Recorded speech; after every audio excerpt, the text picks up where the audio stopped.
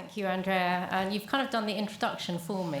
So you've met Phil, and you're going to hear a little bit more from her as we go through this this story. My name is Lara Sampson. I am, as Andrea said, I'm at Public Digital. I'm partner at Public Digital now, but I was for really rather a long time a civil servant. I'm not one of the recovering ones from earlier. And I spent a lot of that time working in the Universal Credit Programme. And I think Georgia maybe referred to longevity of leadership earlier. Actually, I think it was the dean, the professor who referred to it. And I do think longevity is something that we might want to talk about at some point of leadership. So we're going to go from a 12-week sprint to a programme that has just closed after 15 years, which, can I just say, for a major government programme is quite a record in speed. So I'm going to tell you a bit about the story of Universal Credit and how important Test and Learn was in that.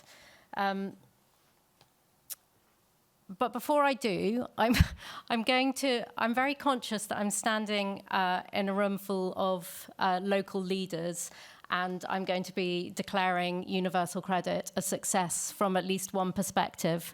And that actually makes me a little bit uncomfortable, because I know from a lot of your experiences, it won't have always felt like a huge success. I am absolutely not commenting in any way on the policy through any of this. And, I'm happy to talk about the policy and how that's changed since its original conception, kind of over lunch. But I am going to talk about how taking a test and learn approach to transforming a vast swathe of the welfare state turned from something that had proven itself to be impossible and made it actually possible. And I'm going to talk about what changed to make that possible, but I'm mainly going to talk about what was so hard and why is it so hard, because I think that's what brings us all here today. Oh, no, I did it again. Okay, I'm sorry. Just pretend we're at the beginning. Phil said earlier that people at Public Digital have lived experience. You're about to hear quite a lot of it. There is a book in front of you that no one has explained to you that is a collection of test and learn experiences, lived experiences that my colleagues and I have pulled together at Public Digital, just in case you've been wondering what it is. Right, back to this presentation. I am going to assume that you all, by and large, know what Universal Credit is, because I don't have long enough to explain that. I am, though, going to remind ourselves, because it's easy to forget when you're just talking about a programme, that it was, the biggest change to the welfare state since its inception. It involved 2 massive central government departments, involved every local authority in the country, but it also involved all social housing suppliers, employment support providers, disability assessors, lots and lots of local providers and charities. So it was a system of system change. But what it wasn't was just a policy change or a technical change or an operational change. It was a countryside-wide behaviour, culture, and attitude change. And at the beginning, it was very widely supported by all parties. So in theory, despite its ambition, it had a lot of support for it. This is not one of the favourite quotes of my career. So 3 years after the idea in 2010, having spent £400 million, without a single user on Universal Credit. This was the Public Account Committee's assessment of the programme. And there's a lot to be said about those 3 years and how we got there. And I'm really happy. I'm not going to go into it now, but I am really happy to talk about it. And I talk about it a lot. My main observation is that the way the system currently works, and even still now, creates the circumstances that led DWP into that position. It is not because everyone in DWP is just stupid. I was there. I was in this programme. I mean, that doesn't, came across wrong. But the approach DWP took between 2010 and 2013 is the approach that everyone takes faced with a major change, and we still take it now. If we fast forward, though, to 2020, we had decided that in 2013 that there might be another way. And if you think of that report, 2013, the programme is reset, it felt like there was nowhere to go. But maybe, just maybe, there is another way. And what might that other way be?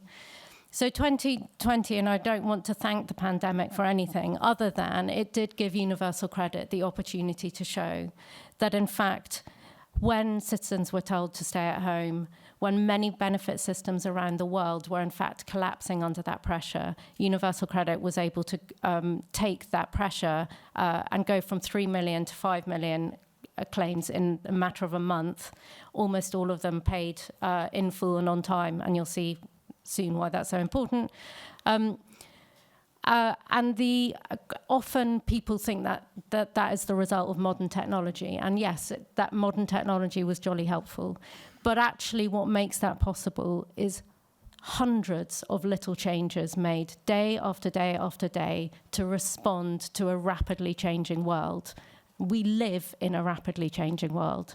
And our ability to respond like that allowed us to survive the pandemic. But it was the product of 7 years of changing our ways of working that had come before it that mattered. So I'm going to talk a little bit about what changed when we reset. I want to talk about why those changes were so hard and how we overcame some of the challenges. What I'm not going to spend a lot of time on is describing these characteristics in a great deal of detail, because I think the people in this room know this. I think the people in this room are here because they believe in test and learn, and they understand these characteristics. And it's not rocket science. I think it is the things that people reach for all the time. But I am going to reflect on what I think Georgia referred to earlier as the sense of people battling the system, and what it is about the system that we're battling, and what we did to win some of those battles so that we can share some of that experience. So the first one, and it is always the one that I say is most important, was about being outcome focused. And as Andrea said earlier, it's the heart of everything we do in test and learn. But the weird thing about being outcome focused is no one ever says, don't be outcome focused. It's like, it's not a genius idea to think that you should do this. But and actually people are quite often quite good at creating that top level outcome. Quite a lot of hours in committee rooms go into describing that top level outcome. Sometimes not enough hours to make them short and memorable, which I think is very important. But they disappear very quickly in our behavior, don't they? The minute you have to make a priority call, are you reaching for the outcome? The minute you're under pressure to make a design choice, are you reaching to the outcome? The minute somebody asks you for a detailed update to a program board, are you reaching for the outcome? No, because everything in our system is pulling you away from it. The business case asks you to set out with clarity what you're going to deliver, by when, and to what benefit. The governance asks you to report on progress against various outputs, rather than what you're learning about an outcome. And ministers, I'm not sure they're still in the room, but quite often wants an announceable. So it's hard because you have to do not only the hard work to articulate those outcomes and make them simple and make them memorable, but you have to build them into everything you do at every level, all of the time. So I'm going to tell you a little story to give you an example by showing you a horrible looking slide. But let me tell you the story behind the slide in Universal Credit. So it's early 2017, so we're not small, but we're not at scale. And as you can see, we are failing quite badly to pay new claimants their full entitlement on time. So just over 50% of people getting their full entitlement. Universal credit brings all your benefits together in one. It includes your housing. That's your rent you don't have. It matters a lot. As you can imagine, with statistics like that, everyone is unhappy.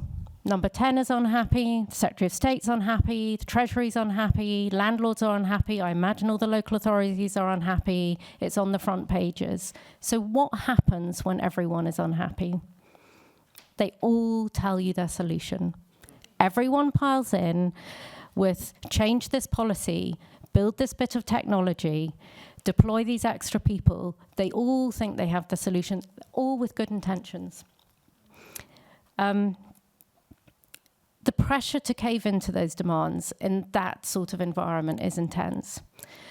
So when we talk about focusing on outcomes, the job of leaders at that moment is to hold the space, to remind ourselves of the outcome. We know the outcome, pay people the right amount of money on time.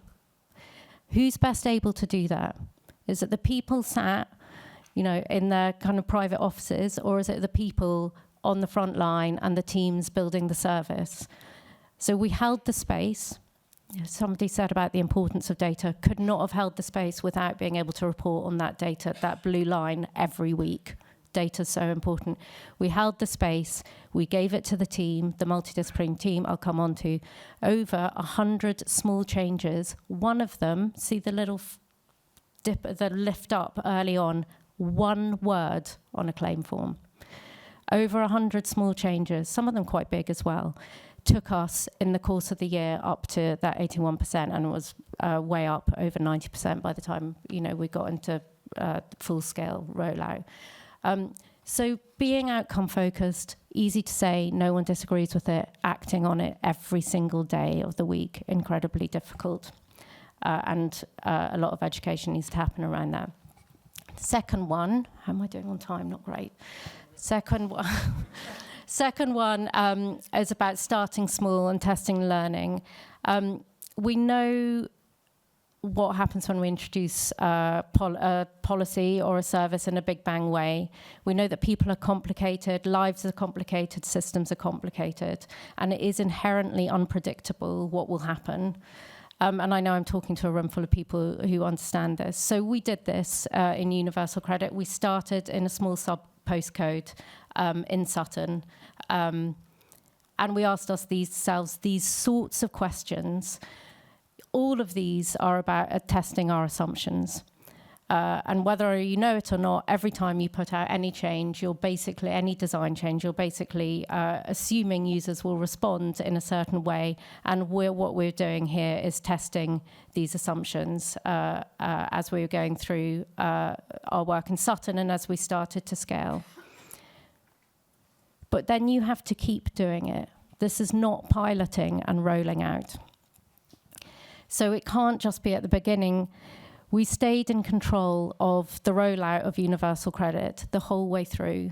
There's a pause there when literally commencement orders had been set out in Parliament, but we paused because things were not going the way we expected and knew we needed them to go. And you may need to slow down and you may need to change the plan. So why is this so hard? It's hard because people worry that staying small and starting small and testing and learning is slow or unambitious. And they worry because it's hard to plan against, and it is hard to plan against. It's hard to tell people what part of the country you're going to be in and when. And the way we dealt with this, these are valid worries. And sometimes the argument is to point out the counterfactual. We can big bang, and it can go very, very wrong. But there are other things we can do. If you search Universal Credit and Hansard, you'll get over 200 results because the test and learn narrative was public in Parliament and everywhere else, so everybody knew that this was the approach we were going to take. You can gain trust through delivery. We've heard about getting senior leaders to show and tell, so being able to see that things are actually happening. It's not just a PowerPoint deck. And creating plans and bringing people into the tent so they understand that your plans are lightly held and may change when you learn something new. Being outcome focused and starting small then allows you to be user-centered. It allows you to be focused. It's very hard to do without those conditions. It means that the team can focus on what the users need, not what the system needs of them. And that's the big change, I think, that we're trying to make here. And you would think this would be easy, but again, ask ourselves, why is it hard? What are the things that get in the way of this? People often find it difficult to release the time to be user-centered, to do user research. And quite often getting access is a new experience. Often when we work with people, we find getting access for the first time is difficult. The kind of ways we address these challenges are partly by making it a non-negotiable.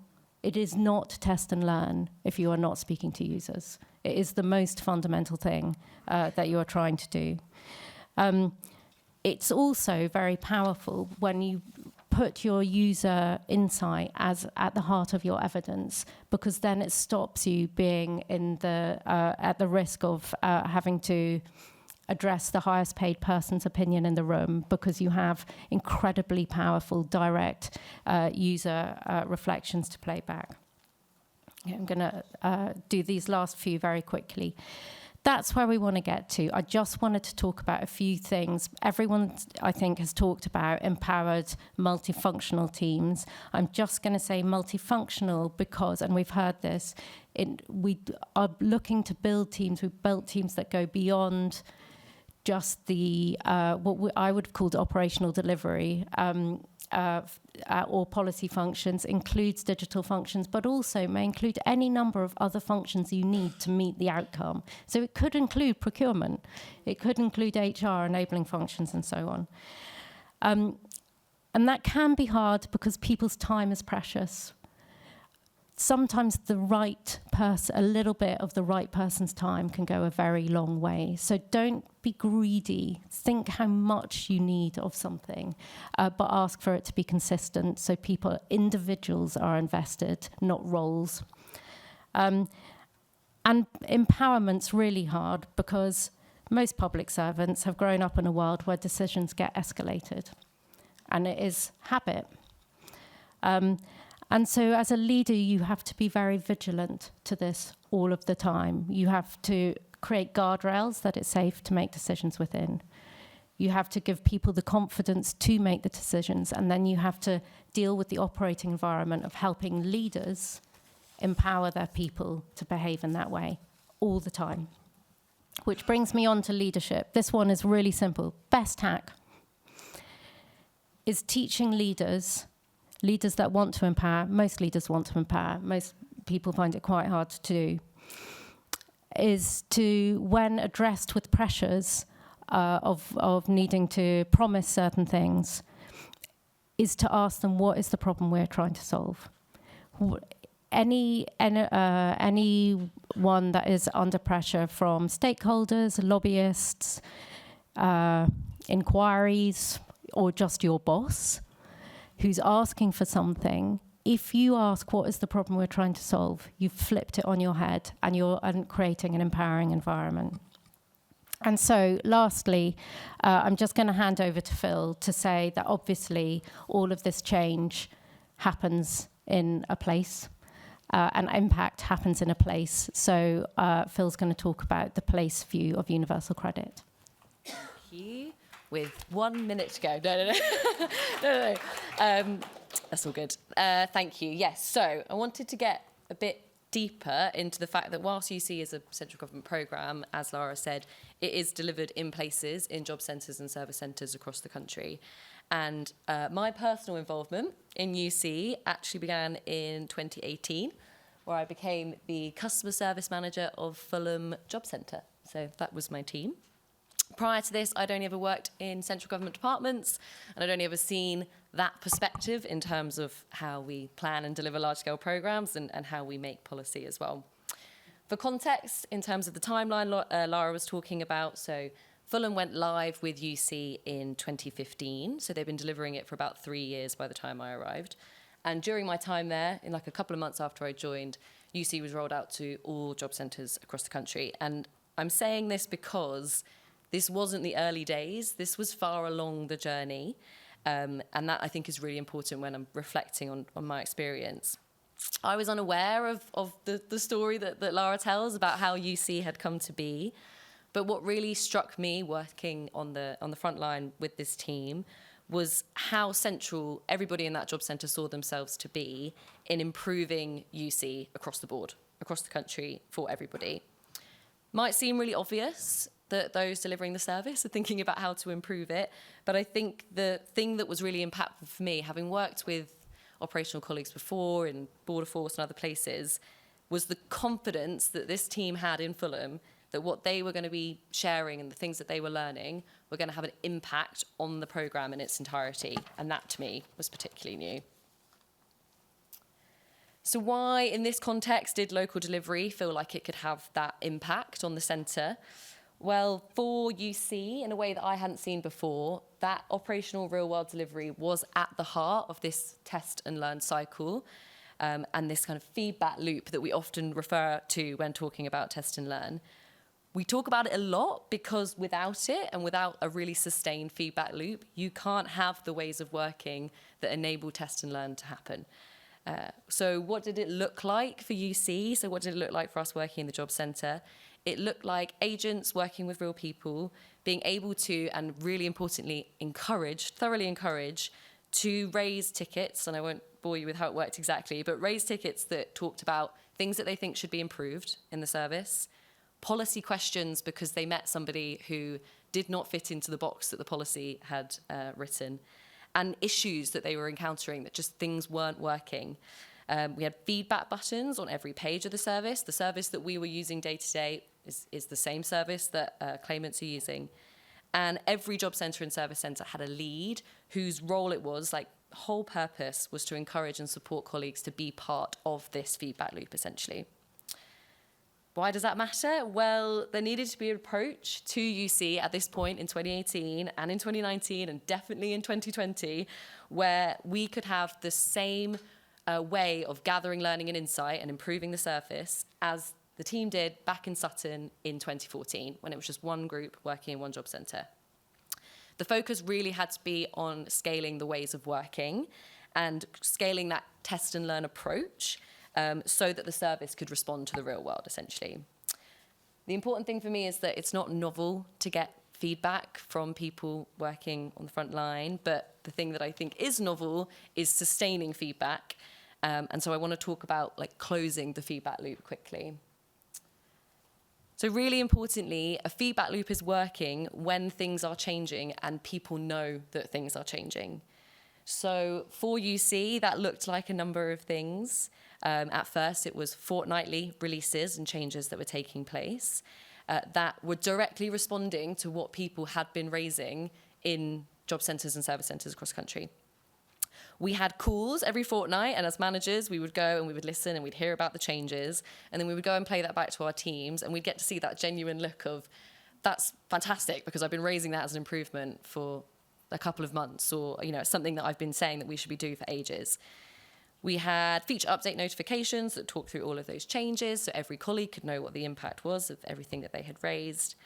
And really importantly, it may not have seemed possible originally when UC got started, but whilst we started with fortnightly releases, during COVID, that actually increased to daily, sometimes hourly, if we needed it to be, and now they have settled on weekly, which is what it continues to be now. How were teams able to work in this way? So my experience of joining from a job centre was that all training and learning support was set up with the intention of preparing people for iteration and change. So it was basically, how do you respond intuitively to something when a service is supposed to be built intuitively, rather than becoming an expert of a legacy system? And I did see some of the old legacy systems, and you really did need to be an expert in them. But alongside that, we also took, and I can say this because I went on to lead this team and sort of changing and joining the programme, but we took a really user-centred approach to operational comms that supported all of these changes, which made a particularly big difference during COVID with so much that was going on. Last couple of bits from me. So in 2019, I moved to work on the Universal Credit Programme in Central DWP. And I just want to reflect on one thing here, that for me, moving to work on the programme made me realise how much hard work, intentional effort, and all of those conditions that Lara was talking about had been going into a programme at the centre of government to make that delivery, working in that test and learn way locally, possible. Like, I didn't know that was how much effort it took to make this possible. And that was incredibly different to my experience of the other central government departments that I had previously worked in. Why does it matter? And what was the impact of it? So for me, moving into work in that central programme and taking on an ops lead role in that space, it meant that I could continue to know that this looked like local delivery happening within a specific context and a specific place, but with the ability to impact the centre. Final thing here, because we're wrapping up for the three presentations, but I think we've all talked about different aspects of this, so user needs, making things quickly, iterating, and that all being part of this test, learn and grow cycle. But I think the really fundamental bit for me listening to all of these is about all the work that went into creating the conditions to make this possible, and that is what I hope we can continue to talk about and work on together. Thank you.